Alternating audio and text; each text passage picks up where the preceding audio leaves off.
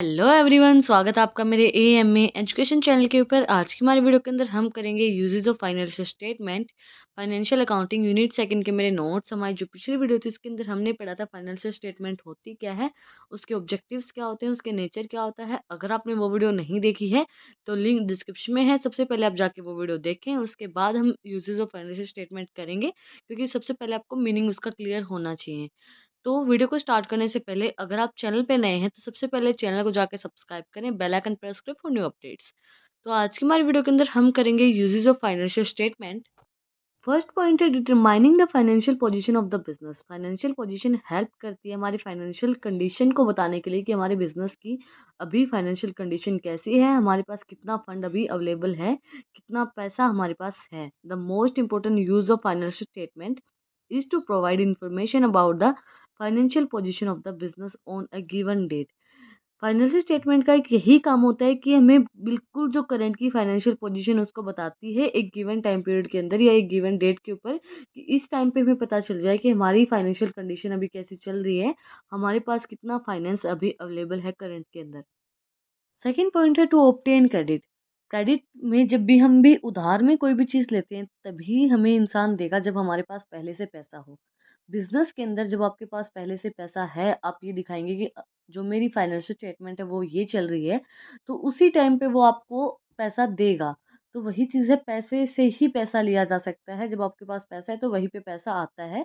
तो वही बताया गया है इसके अंदर। Financial statement presents the picture of the business to be potential lenders, and this information can be used by them to provide additional credit for business expansions or restrictions the credit so as to start recovery। मतलब उनको ये लगेगा कि अगर इनके पास अभी पैसा है तो ये हमें जल्दी ही अपना पैसा लौटा देंगे। अगर उनके पास पहले से ही पैसा नहीं है और फिर आप उनसे पैसा मांगने जाएंगे तो वो आपको पैसा नहीं देंगे। तो वही चीज़ है, पहले आप अगर उनको फाइनेंशियल स्टेटमेंट आपकी शो करोगे कि अभी हमारे बिजनेस की कंडीशन अच्छी चल रही है और हम आपको जल्द ही पैसा रिटर्न कर देंगे, तो आपको क्रेडिट के अंदर अमाउंट लेने में दिक्कत नहीं आएगी। जब आप कोई भी चीज़ उधार में लेंगे तो आपको दिक्कत नहीं आएगी। थर्ड हमारा यूज है helps investors in decision making.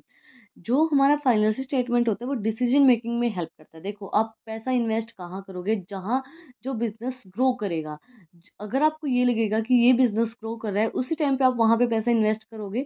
तो वही चीज़ है, जब आप फाइनेंशियल स्टेटमेंट शो करोगे किसी भी पर्सन को कि हाँ भाई मेरी फाइनेंशियल कंडीशन बहुत ज़्यादा अच्छी चल रही है, आपका बिजनेस बहुत ज़्यादा ग्रो कर रहा है, तो उसी टाइम पे आपकी इन्वेस्टमेंट्स भी इंक्रीज होंगी। इन्वेस्टर्स बहुत अच्छे से आपका डिसीजन ले पाएंगे कि यहाँ पे हमें इन्वेस्ट करना चाहिए या नहीं करना चाहिए।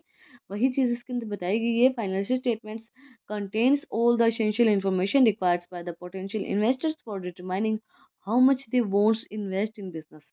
मतलब उनको ये पता चल जाएगा कि अगर आप इनके अंदर पैसा लगाएंगे तो वो डूबेगा नहीं। अगर बिजनेस की कंडीशन अच्छी चल रही है, आपकी फाइनेंशियल स्टेटमेंट ये शो करेगी कि आपका बिजनेस की कंडीशन कैसी चल रही है, आपके पास कितना फाइनेंस अभी अवेलेबल है।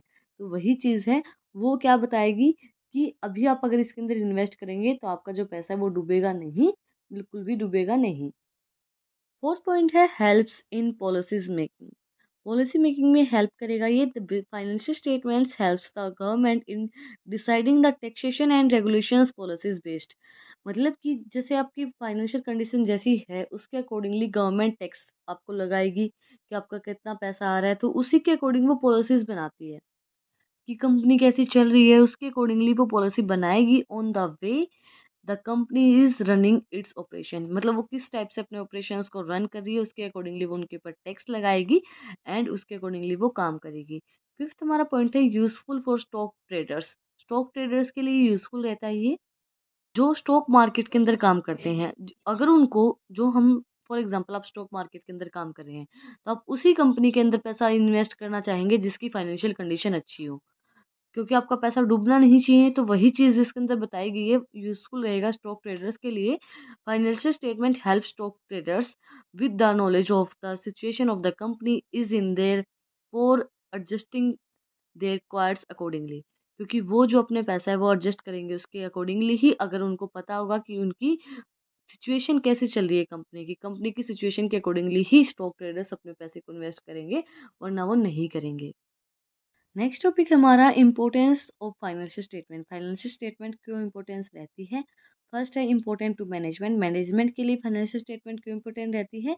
Increase in size and integrates of aspect influencing by the business functions require scientific and strategy access in the management of contemporary traditional concerns. The management team needs up the date pieces and met- methodic functional data for the intentions. Financial statement assists the management is contemplating the progressive perspectives and position of the business country parts country parts in the industries. Management के लिए इसलिए important रहती है क्योंकि increase करती है आपके size को, इन्फ्लुएंस करती है बिजनेस को इंक्रीज करने के लिए किस चीज़ को, जो भी आपके कंटेम्प्रेरी ट्रेडिशनल कंसर्न्स होते हैं। एंड जैसे कि जो भी हम फाइनेंशियल स्टेटमेंट क्या करती है, जो भी हमारे यूजेस होते हैं, प्रोग्रेस होती है, वो सब चीज़ों को शो करती है मैनेजमेंट के अंदर कि अभी मतलब कंपेयर करती है चीज़ों को कि आपके पिछले साल कैसा रहा था, इस साल आपके लिए कैसा आपकी फाइनेंशियल कंडीशन रही है। तो वो स्टेटमेंट शो करेगी कि पिछले साल आपकी फाइनेंशियल कंडीशन क्या थी और इस साल आपकी क्या है। तो वो मैनेजमेंट के लिए बहुत ज़्यादा हेल्पफुल रहेगी। उनको पता चलेगा कि बिजनेस के अंदर इम्प्रूवमेंट हो रहा है या नहीं हो रहा है, उन चीज़ों को वो शो करती है। Important to the shareholders, management is dedicated from control in the cases of company. Shareholder cannot take parts in the day-to-day business pursuits. However, the outcomes of these pursuits should be disclosed to shareholder during the annual general body meetings in the form of financial statement. देखो financial statement के लिए इस चीज़ के अंदर बताया गया है कि जब जो शेयर होल्डर होते हैं वो डेली कंपनी के अंदर नहीं आते हैं। एक एक या दो शेयर होल्डर ऐसे होते हैं जो कंपनी के अंदर डेली आते हैं, बट कुछ शेयर होल्डर ऐसे होते हैं जो पैसा इन्वेस्ट कर देते हैं बट वो डेली कंपनी के अंदर नहीं आते हैं। तो उनको किस टाइप से पता चलता है कि अभी आपकी फाइनेंशियल कंडीशन कैसी है आपके बिजनेस की? तो वो जब एनुअल जनरल मीटिंग होती है, जब हमारा मार्च एंडिंग होता है, तो उस टाइम पे उनको फाइनेंशियल स्टेटमेंट शो की जाती है कि अभी करंट में आपकी जो फाइनेंस की कंडीशन है वो ये चल रही है, आपकी कंपनी अच्छी चल रही है बुरी चल रही है। वो उस टाइम पे उन लोगों को पता चलता है, जिसको हम बोलते हैं क्या, फाइनेंशियल स्टेटमेंट। इसके अंदर क्या क्या चीज़ें इंक्लूड की जाती हैं? इसके अंदर हमारी, मैंने आपको बताया था कि बैलेंस शीट इंक्लूड होगी, हमें बताया जाएगा कि आपका प्रॉफिट एंड लॉस कितना होगा, वो सब चीज़ें इसके अंदर इंक्लूड की जाती हैं।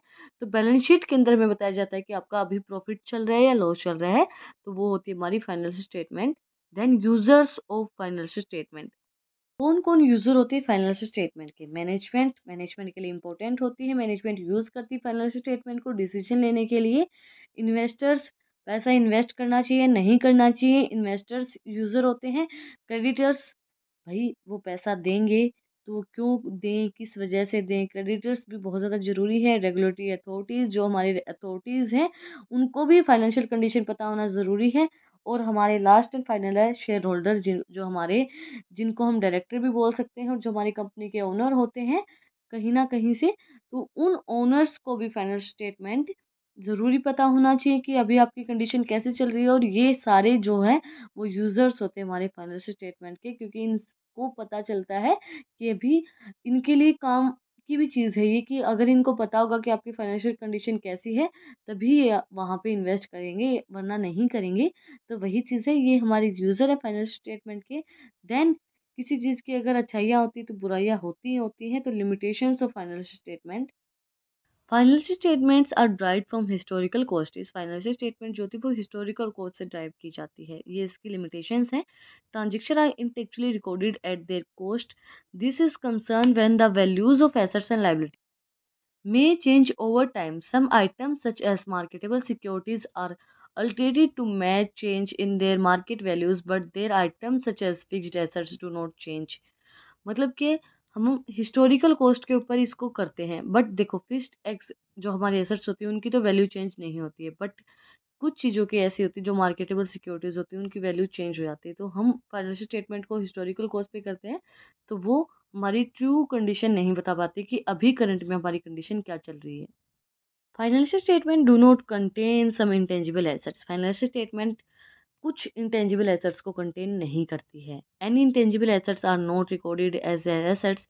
Instead any expenditure made to create an intangible assets are immediately charge to expenses expenses. These policies can be distinctly underestimates the values of business. Explicitly, one of these spends is a large amount of builds ups a brand image of develop new products.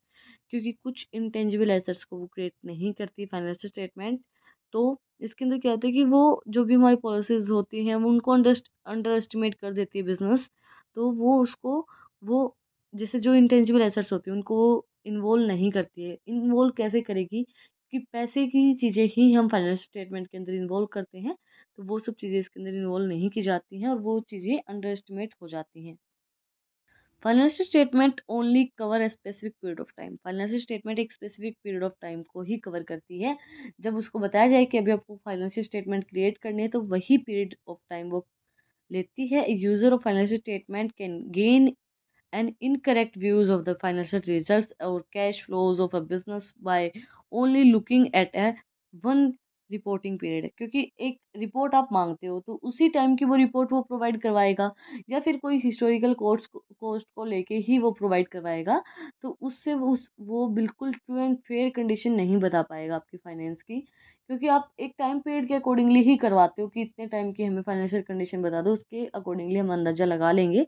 But ऐसा नहीं होता है। वो सिर्फ आपको एक छोटा सा टाइम पीरियड पता चलता है कि बाकी का जैसे जिस टाइम पे लॉस चल रहा हो उस टाइम पे आपने फाइनेंशियल कंडीशन करवा ली, देख ली, और जिस टाइम पे प्रॉफिट हुआ है उस टाइम पे आपने नहीं करवाई, तो वो आपके लिए नुकसानदायक हो सकता है। एक स्पेसिफिक टाइम पीरियड के लिए ही हम फाइनेंशियल स्टेटमेंट को क्रिएट करते हैं। फाइनेंशियल स्टेटमेंट में नॉट बी कंपेरेटिव, हम उसको कंपेयर नहीं कर सकते हैं। If a users wants to compare the result of different companies, their financial statement are not always compatible because the entities use different accounting practices. These use can be looked by examinations, the disclosures that the accompany the financial statement. हम उसको compare क्यों नहीं कर सकते हैं? इसने बोला है कि जैसे कि हर एक इंसान का काम करने का तरीका अलग होता है, तो हर एक कंपनी का भी काम करने का तरीका अलग होता है। तो वो अलग तरीके से अपनी फाइनेंशियल कंडीशंस को या फाइनेंशियल स्टेटमेंट को क्रिएट करेगी। हमने अलग तरीके से अपनी फाइनेंशियल स्टेटमेंट को, मतलब उनका पॉइंट ऑफ व्यू अलग होता है और हमारा पॉइंट ऑफ व्यू अलग होता है।